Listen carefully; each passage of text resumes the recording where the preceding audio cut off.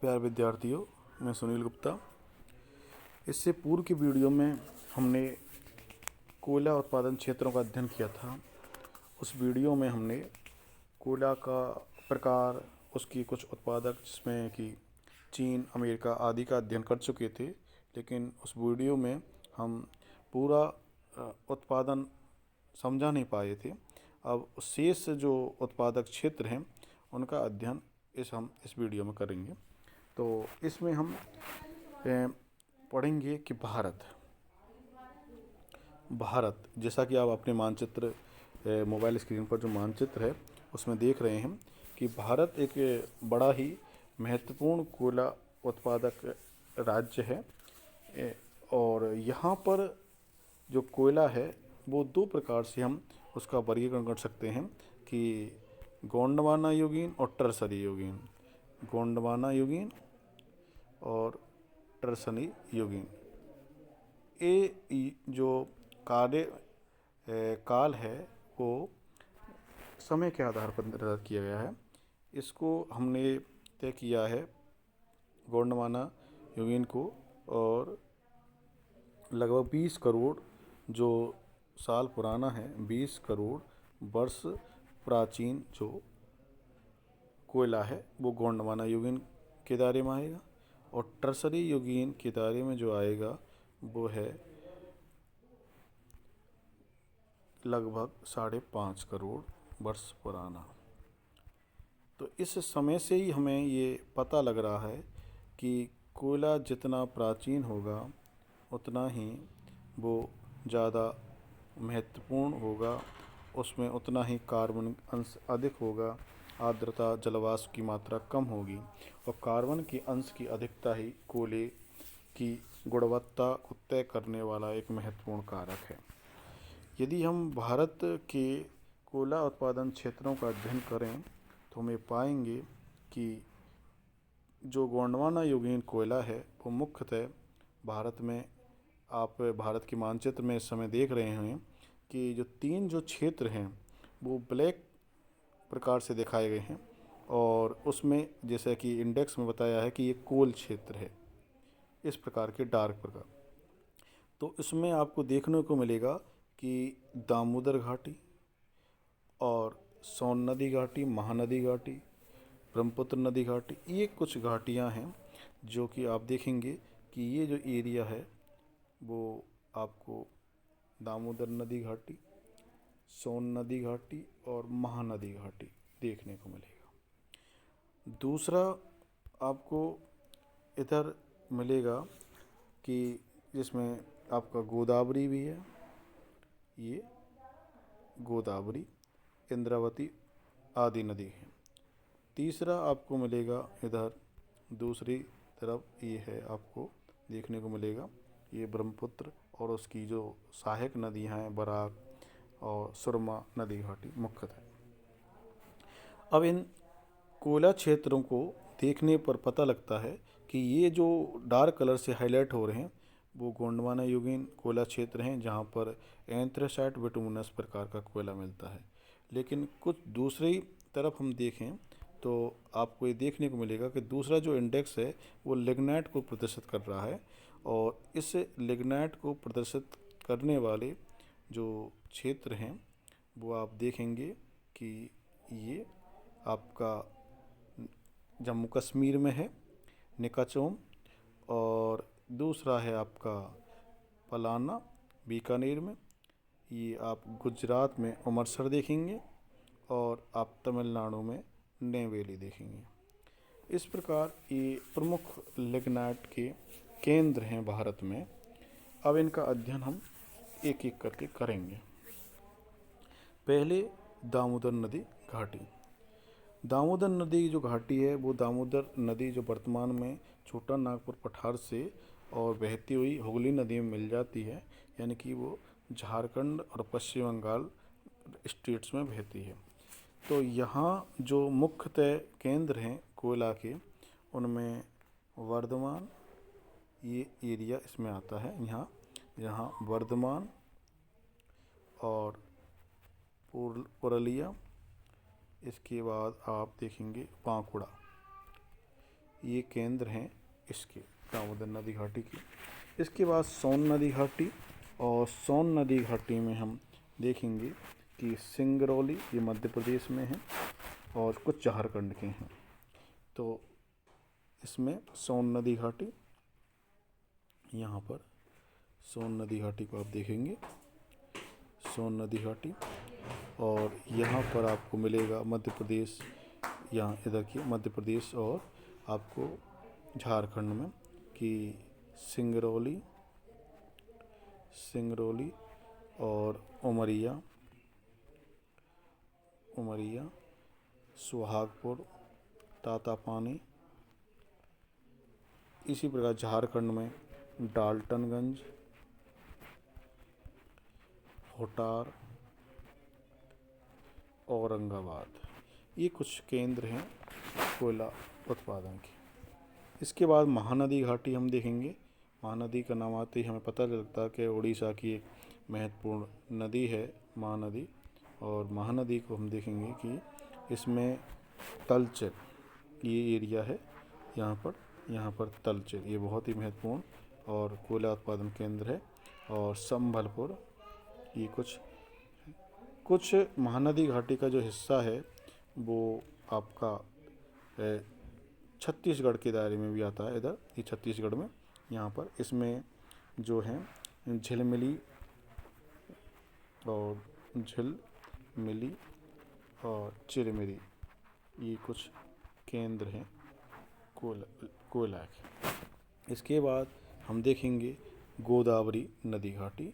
ये गोदावरी नदी घाटी क्षेत्र है यहाँ पर, और इसमें आंध्र प्रदेश का जो क्षेत्र है वो है सिंगरेनी और तंदूरी। महाराष्ट्र का इधर वाला जो हिस्सा है महाराष्ट्र का है, और यहाँ पर बेल्लारपुर और चांदा डिस्ट्रिक्ट ये महाराष्ट्र के प्रसिद्ध हैं। इसके बाद हम देखेंगे कि सतपुड़ा जो क्षेत्र है, सतपुड़ा ये एरिया है सतपुड़ा, जो कि मध्य प्रदेश में है। सतपुड़ा क्षेत्र, यहाँ पर मोहू पानी और कानन घाटी, ये कुछ केंद्र हैं। कानन घाटी और पेंच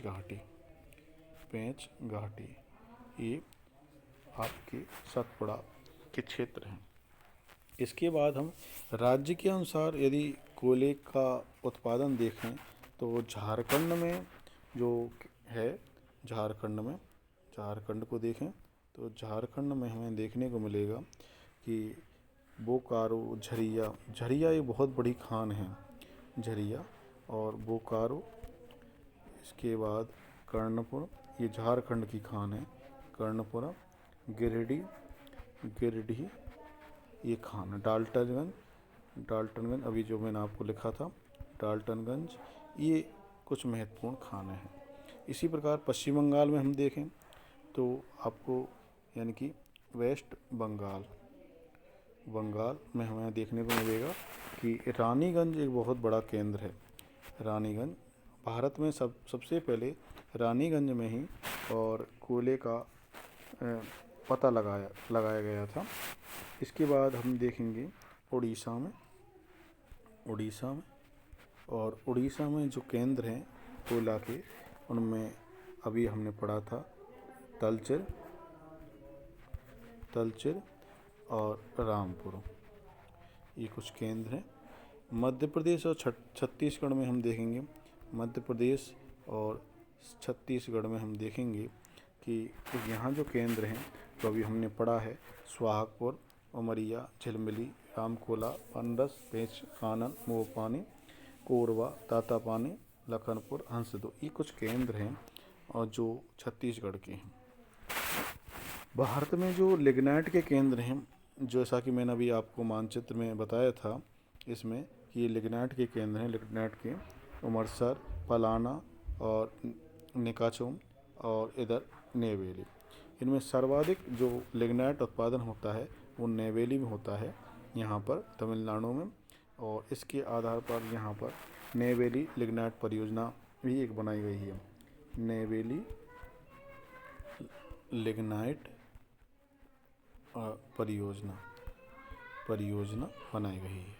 यहाँ का जो मुख्यतः कोयला है वो सलेम लोह इस्पात को काम आ जाता है। आपने नाम सुना होगा सलेम या Salem iron and steel industry, iron and steel industry में काम आ जाता है। अब इसके बाद हम अगला जो लेंगे वो है रूस।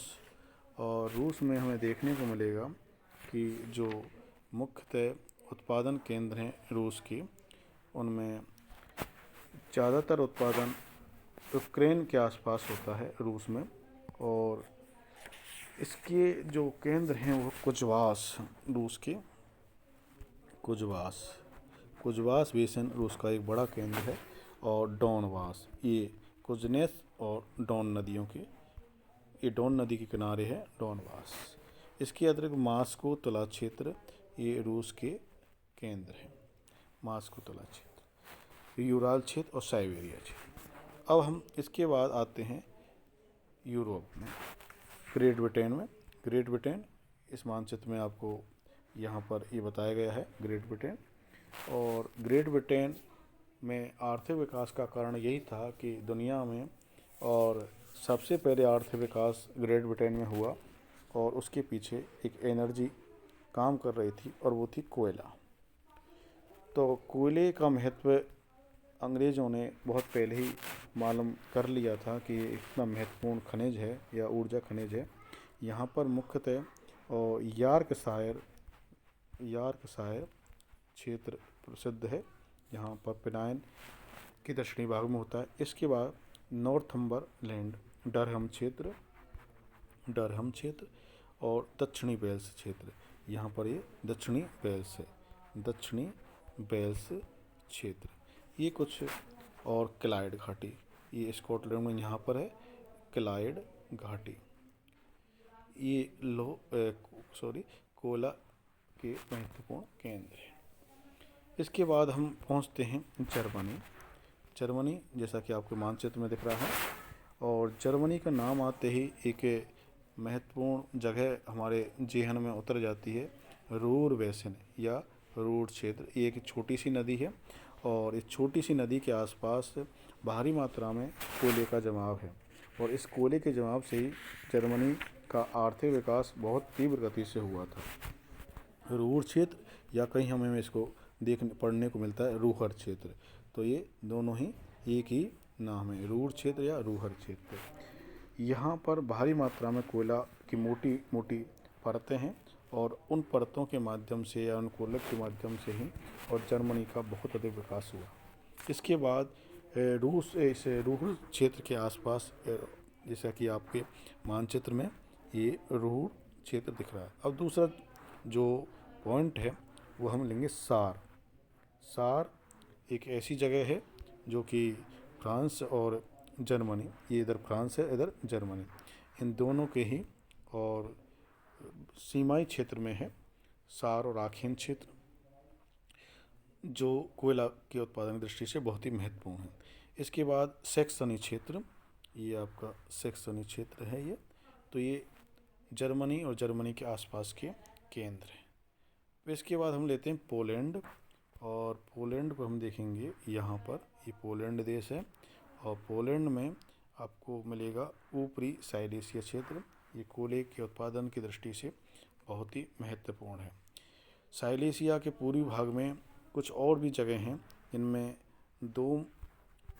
दोमब्रावा और एक जगह और है, वो है क्राकोवा। ये दो जगह हैं पोलैंड में जहाँ पर कोयला का उत्पादन होता है। इसके बाद हम फ्रांस में देखें, ये फ्रांस देश है, फ्रांस और फ्रांस में ये हम फ्रांस के ऊपर देखें तो कुछ पेटी हमें जो मिलती हैं वो नीदरलैंड बेल्जियम का जो क्षेत्र है, हम जैसे ही ऊपर जाते हैं तो यहाँ पर आपको बेल्जियम मिलता है और इसके पास में इधर ऊपर और नीदरलैंड। तो इस फ्रांस, नीदरलैंड और बेल्जियम की जो पेटियाँ है उसमें कुछ क्षेत्र हैं कोयला के, उनमें नॉर्थ बहुत ही प्रसिद्ध है। और इसके बाद लॉरेन क्षेत्र, लॉरेन फ्रांस में है। यहाँ पर सार के पास में ही है लॉरेन, बहुत महत्वपूर्ण कोयला उत्पादक क्षेत्र है। बेल्जियम, नीदरलैंड और का जो क्षेत्र है इस एरिया में, और वहाँ पर एक साम्ब्रे म्यूज घाटी है। इस एरिया में एक घाटी है साम्ब्रे और म्यूज घाटी, यहाँ पर भारी मात्रा में कोयला मिलता है। बेल्जियम, ये छोटा सा देश है बेल्जियम, यहाँ पर कैम्पाइन क्षेत्र बहुत ही महत्वपूर्ण है कोयले के लिए, कैम्पाइन। ऑस्ट्रेलिया में देखें तो हम ऑस्ट्रेलिया में भी कुछ क्षेत्र हैं जिनमें कि न्यूकैसल, लिथगो, कम्बा, ब्लेपरेंथल, लैक्रोवे घाटी ये प्रमुख हैं। इसी प्रकार अल्प मात्रा में दक्षिणी अफ्रीका में भी हमें कोयला का उत्पादन देखने को मिलता है, जिसमें Transvaal, Natal, orange free state, Pretoria आदि।